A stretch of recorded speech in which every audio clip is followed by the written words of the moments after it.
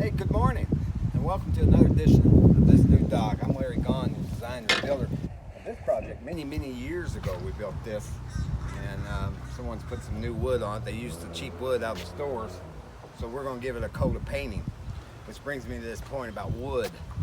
And wood, you got to take care of, people. I don't even do that many wood docks anymore because people are starting to bite the bullet and get the plastics and stuff. So you want to stay away from the composites.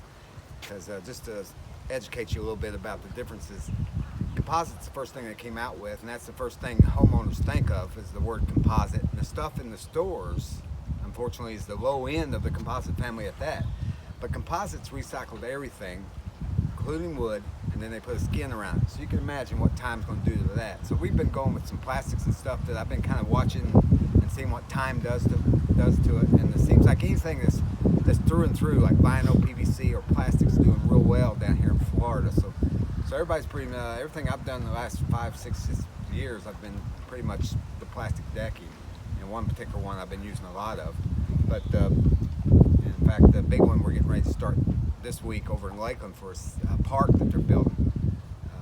They're going with all plastic. In fact, the framing, we just did a dock on Lake Mariana that's framed with plastic. So people are really getting away from it and spend the extra money now, or otherwise they'll spend it later. Like this, wood, you have to constantly keep it clean, and that's very important with wood. You gotta pressure wash it, keep it bleached and cleaned off, and be careful on sealers and what you use. If you go cheap, you're gonna get cheap when it comes to sealers.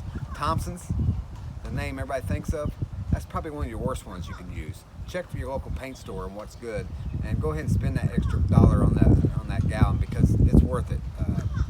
In my opinion, an oil base is better for absorbent and not burning off. Water base seems to burn off faster, so stay on top of the wood. Wood's all right. Some people just want that wood look, and I get that, but you really got to take care of it. In this situation, we're going to go over it with a stain. We'll probably have to do 2 coats because they went with this dark stain that the homeowner's not happy with. We're on Eloise here, nice place. The guy just bought it and got apartments on it. It's been here for years. Everybody knows of it. It's on the canal here going into Lulu. So he wants to look good, and then we're going to make it look good and give it a new color to kind of match the house. But again, if you got wood, you need to stay on top of it. You need to keep it clean every year. You need to pressure wash it. Use a little bleach or chlorine to help kill that mildew, and it also helps on the spiders and knocking them down. And once you knock the spiders down, come back with some kind of spray and spray everything, because them spiders are all down looking for their home and they're homeless, and it'd be a good time to keep them down a little bit by spraying around once you get them knocked down. So that's just a little tidbit on wood and what to do with it. Like I said, we don't do much wood anymore, but we're going to get spruce, and we're going to show you more about this other job. Now, I hope everybody's being safe out there. We're being safe. We're deemed essential because we're in construction, and we're not in contact with anybody, just me and the guys, and we're being very safe about it. We don't see anybody. We're out here in their backyards. The homeowners don't even come out normally until the end, so we're not really in a people business, and we're very careful what we do because we certainly don't want to carry it home, especially me. I got people who work at the hospital. My wife's at the pharmacy, and she don't have to deal with patients, thank God, but my kids are in the ER, so I can't even see them right now because they're exposed to it every day, unfortunately. And so prayers are out to anybody that's got it or around it. I hope everything works out for you. But anyway, we're going to go with the stain, and this reminds me too, this name here seems to show up on some of my docks.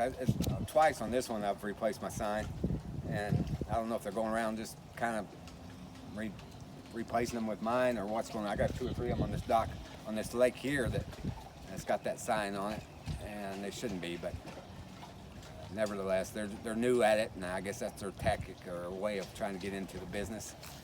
But it's kind of aggravating. It's funny in a way, but it's aggravating. So we'll be putting our sign back on this one. But anyway, if you're building a new dock, make sure you hire a marine contractor, general contractor. Or I met a guy the other day that left this company, and he says, "I'm putting out signs. I'm going to start doing it myself." Well, there's more to it than that. A licensed marine contractor has a general liability. I have longshoreman insurance. There's bonds I have to keep up with all the building departments. So It's not just putting up a sign and all of a sudden you're a dock builder. And the other thing about hiring a marine contractor versus a home remodeler or somebody else is that we have the experience of these bottoms and how deep to get these poles and the spans and the hardware and the things we use in the wood. I would never put that on a dock because it just don't have no life to it. But the environmentalists have done so much with the treating process of timber, of pine, and they're cutting younger trees, so wood's not lasting like it used to.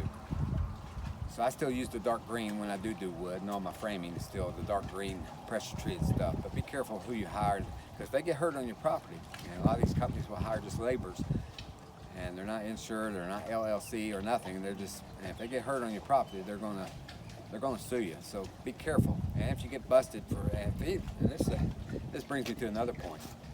I've heard the thing, the subject of no permit, that someone was told they didn't need a permit. If you build new, you need a permit. And we have guidelines. We have to be in the middle of 1/3. You can get an exemption to try to keep it in a old location, but it takes months. And you got to go in front of the board, the planning board, and all kinds of stuff, so you have to have an exemption to do that. But if somebody shows up and says, no, you don't need a permit, you got one, and we're just replacing it, that's not the truth. Anything new. And the thing is, they have to have a drawing. And all the insurances I have to keep up with and licenses. But they have to have a drawing that's signed and stamped by an engineer saying that's safe. So if they're telling you that, they're probably flying under the radar. So be careful on that little thing. But what a great spot. And I hope you all take care of yourself and be safe. And save a piece of the day for yourself. I'm Larry Gohn. Bye-bye.